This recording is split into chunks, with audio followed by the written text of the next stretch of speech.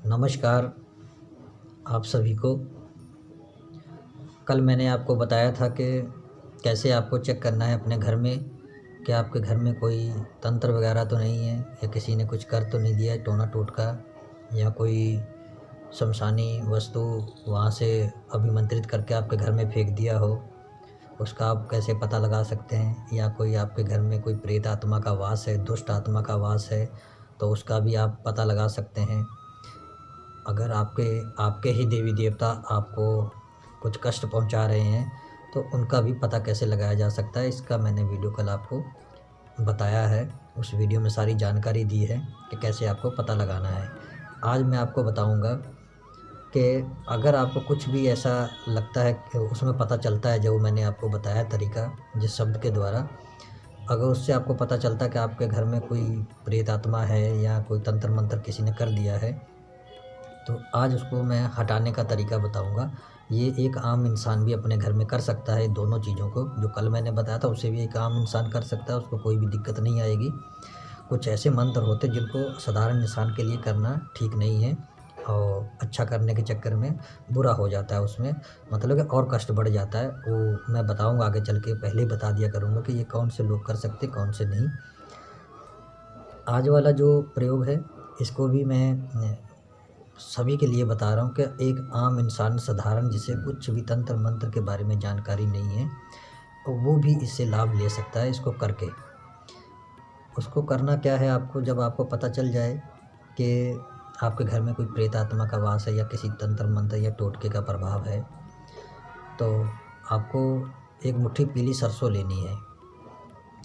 पीली सरसों लेनी है और उसको अभिमंत्रित करना है, जो आज मैं मंत्र दे रहा हूँ इसके द्वारा। ये स्वयं सिद्ध है, लेकिन फिर भी आपको सर्व सिद्धि योग में आज रोज़ हो, वैसे तो रोज़ आता है सर्व सिद्धि योग, जैसे कि 11:35-40 पे शुरू होता है। आप नेट पे देख सकते हैं और उसमें आपको इसकी जानकारी मिल जाएगी। 11:35-40 पे शुरू होता है और 12:35 तक चलता है। शायद 1 घंटे का आपको 40-50 मिनट का समय मिल जाएगा। उसमें आप अगर इसको 108 बार जाप कर लेते हैं और उसी में पीली सरसों हाथ में ले लीजिए या किसी कटोरी में ले लीजिए, और उसको आपको अभिमंत्रित कर लेना है। एक बार फूंक मारते जाइए, एक बार पढ़ते चले जाइए।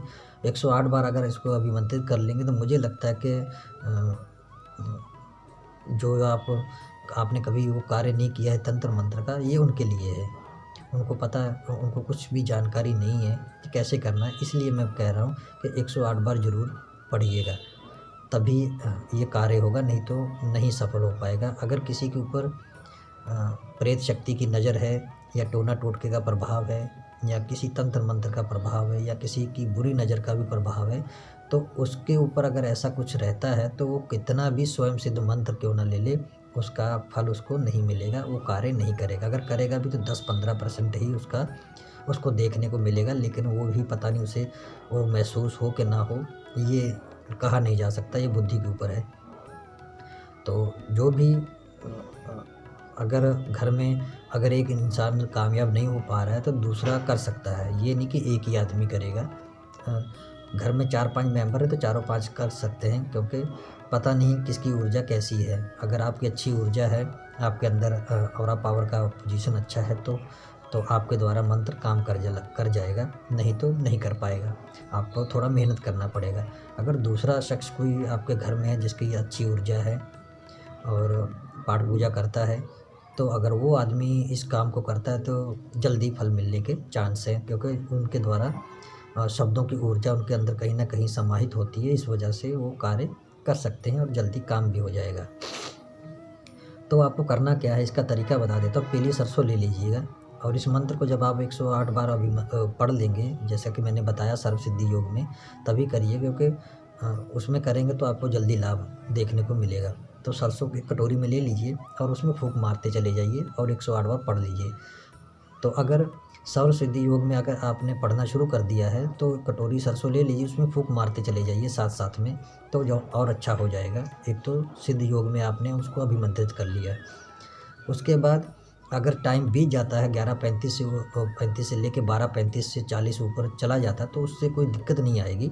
आप अपना 108 बार पूरा कर लीजिए। उसको करने के बाद आपको करना क्या है, जितने भी आपके कमरे हैं, जब आपने अभिमंत्रित कर लिया तो उसको अगरबत्ती का धुआं थोड़ा सा उसमें डाल देना है।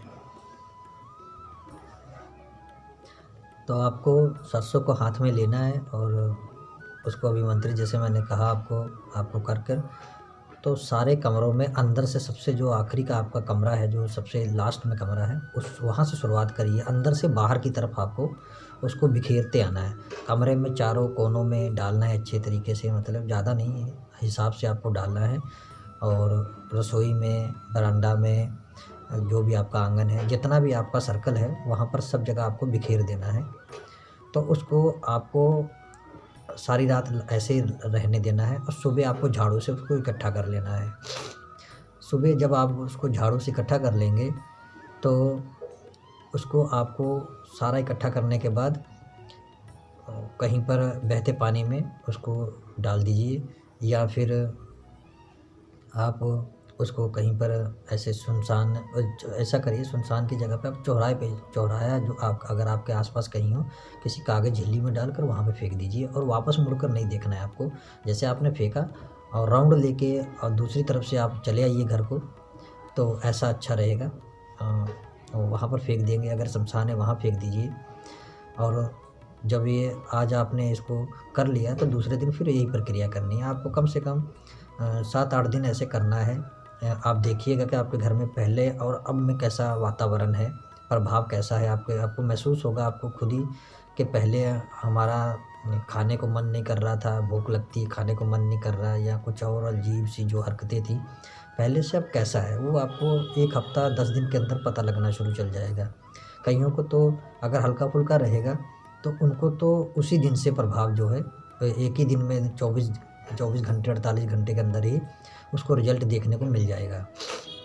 अगर कहीं बड़ा कुछ वहाँ पर है, जैसे कुछ काफ़ी सालों से पुराना टोटका या तंत्र मंत्र का प्रभाव है, या किसी दुष्ट आत्मा का, प्रबल शक्तिशाली आत्मा का प्रभाव है, तो फिर थोड़ा-सा समय लगेगा आपको। 1 हफ़्ता 10 दिन लगातार करिएगा, कम से कम 11 दिन ज़रूर करिएगा। मैं तो यही कहूँगा, चाहे कम हो चाहे ज़्यादा हो, इससे मायने नहीं रखता है। आप कम से कम 11 दिन करिए और आपको अगर प्रभाव देखने को अच्छा मिल रहा है तो समझ लीजिए कि वो चीज़ पीछे हट रही है।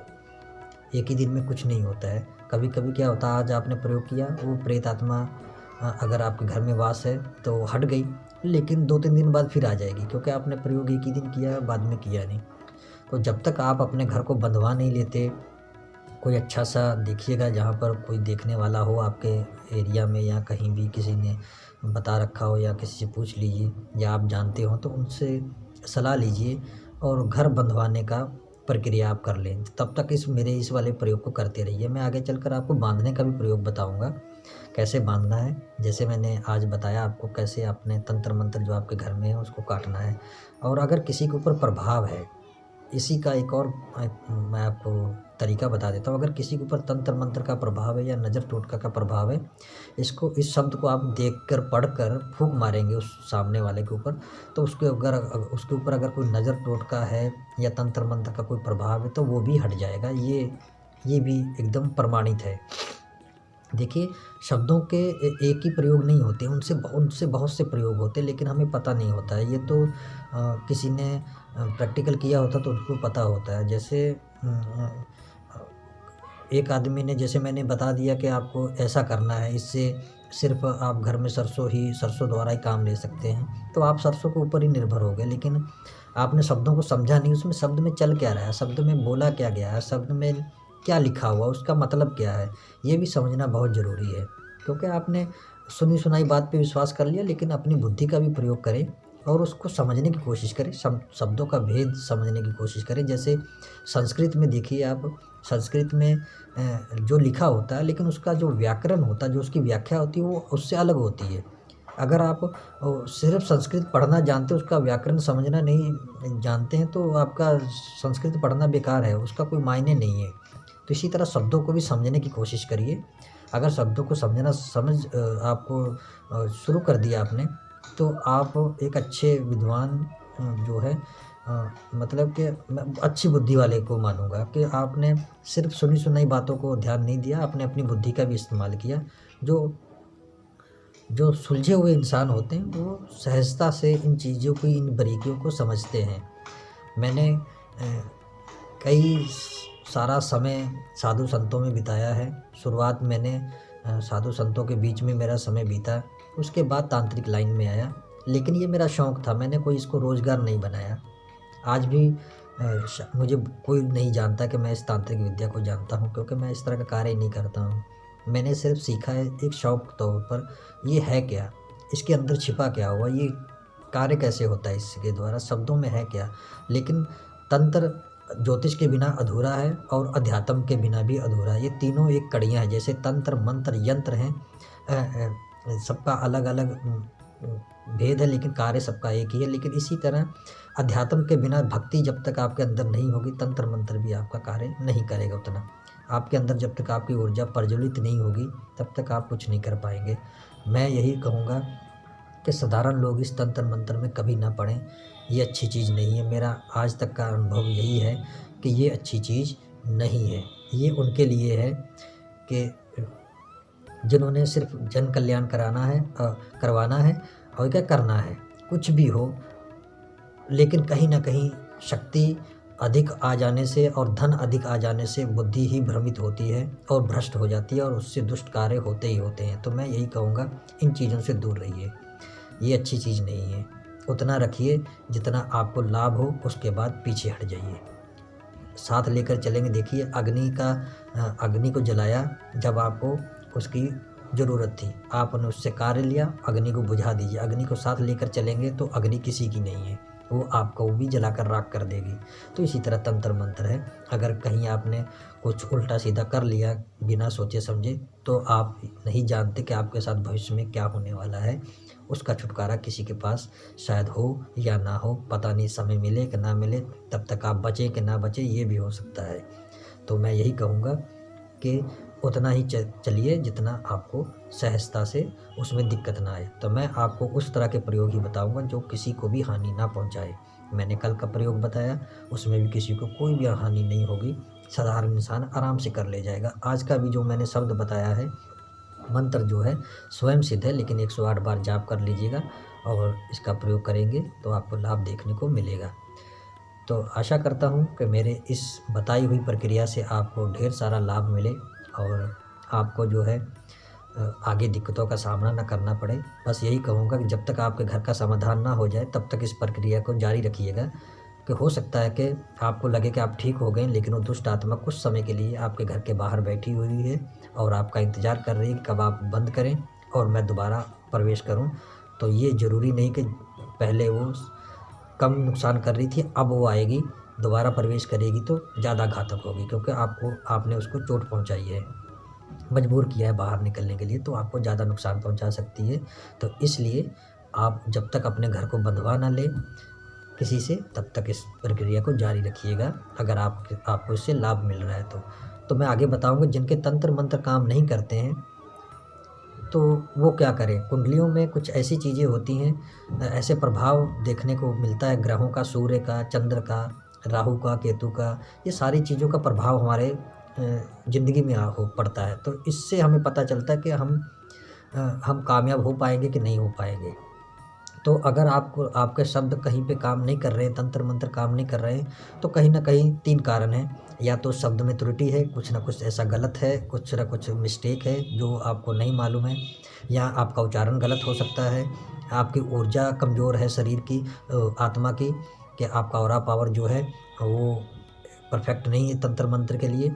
या तो फिर तीसरा, कुंडली में कहीं ना कहीं आपके दोष है, कुछ न कुछ तो है आपके ऊपर, या आपके ऊपर कुछ तांत्रिक या किसी की बुरी नज़र का प्रभाव हो सकता है, टोने टोटके का प्रभाव हो सकता है, उसकी वजह से भी तंत्र मंत्र काम नहीं करता है। और कुंडली को दिखाना बहुत ज़रूरी है किसी अच्छे विद्वान से, जो पढ़े लिखे हैं, जिन्होंने पढ़ाई की होती तंत्र मंत्र में। मैंने ज्योतिष उतना ही सीखा है जितना कि ज़रूरत है तंत्र मंत्र के लिए। तो आप किसी ऐसे विद्वान को दिखाइए कि जिन्होंने पढ़ाई की रखी हो ज्योतिष की, उनको दिखाएंगे तो आपको पता चल जाएगा कि आप तंत्र मंत्र के लायक हैं कि नहीं, कि आप सफल हो पाएंगे कि नहीं हो पाएंगे, उसमें सारा है। तो मैं आगे चल के इनके कई सारे तरीके बताऊंगा। अगर आपको कुंडली वीक है उसमें बल नहीं है, कुंडली में अगर बल नहीं होगा तो आप कभी भी तंत्र मंत्र में कामयाब नहीं हो पाएंगे। किसी भी शब्द में हल्का फुल्का कोई शब्द काम कर जाएगा, लेकिन आगे नहीं बढ़ पाएंगे। तो मैं बहुत सारी जानकारियाँ आपको बताऊँगा। धन्यवाद आपका, आपने इतना समय देकर जो मेरी वीडियो देखी और ध्यान से सुना, और जिनको समझ में आ गया है वो अब कार्य करें, और जिनको नहीं समझ में आया दोबारा फिर वीडियो देखकर उसको समझने की कोशिश करें। मैं आगे चलकर आपको एक व्हाट्सअप नंबर दूंगा, जिसके द्वारा आपको मेरे से अगर कोई परामर्श लेना है तो आप ले सकते हैं। तो मैं ज़रूर आपको उसका विधि विधान बताऊंगा। तो आज्ञा दीजिए, तो फिर मिलूँगा आपको फिर किसी नई जानकारी के साथ। नमस्कार।